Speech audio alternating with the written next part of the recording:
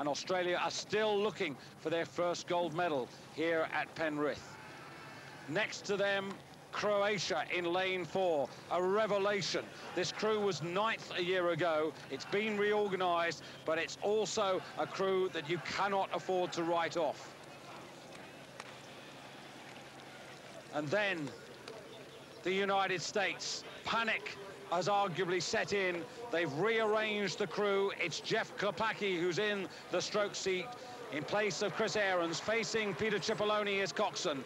The world champions for the past 3 years are now looking for the Olympic title. And then Romania, 4th in the world a year ago, go in lane number 6 with Dorin Alupai, his wife, already having got a gold medal earlier in the morning in the women's lightweight double sculls, looking to make it a family gold double celebration today. Away we go. This is going to be very, very fast, and it's really going to come down, perhaps, Hugh, at the business end of the race to who wants it most. Yes, I've been talking in all of these races about how crews go hard off the start and then they get into a stride to carry them over the middle of the race. In eights, that's no longer the fashion. They scream off the start and then they hold that pace. They do not reach a stride. They find something they can race out over the whole distance, but it's nothing different from the sort of speed they're moving off the start.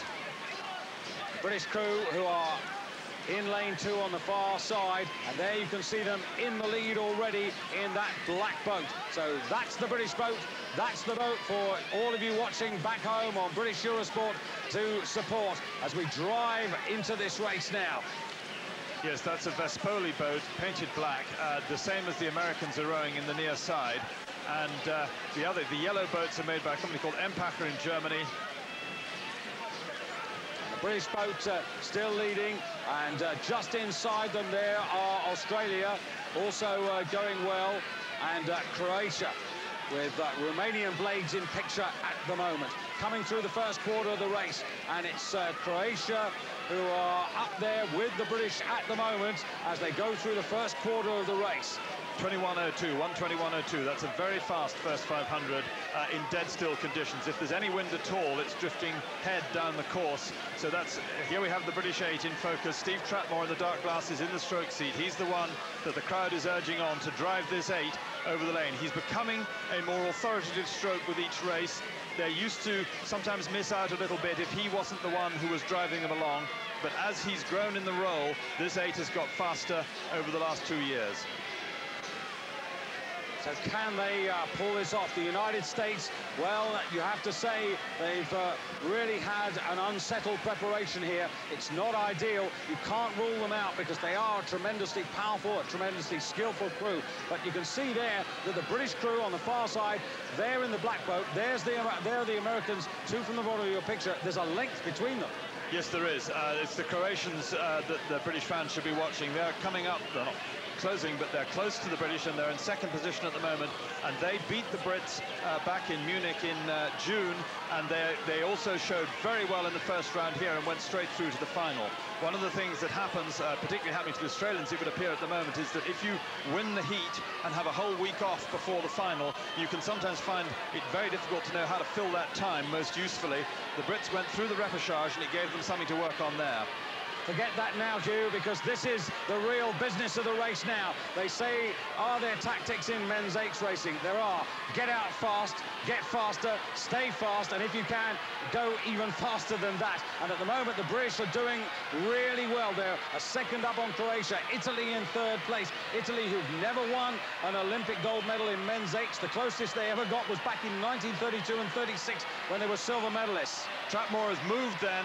They don't accelerate as fast as the slower boats 8s, but he has taken a significant extra, another couple of men over the Croatians, and that's what he's going to need, because the Croatians will finish very strongly in the last 500 meters, and they've got about 750 meters to go. You can see the marker in the background now. And dare I say it, I think the Americans are not going to win this Olympic title. They are well out of it at the moment, and Great Britain are leading, looking for a fantastic second gold medal.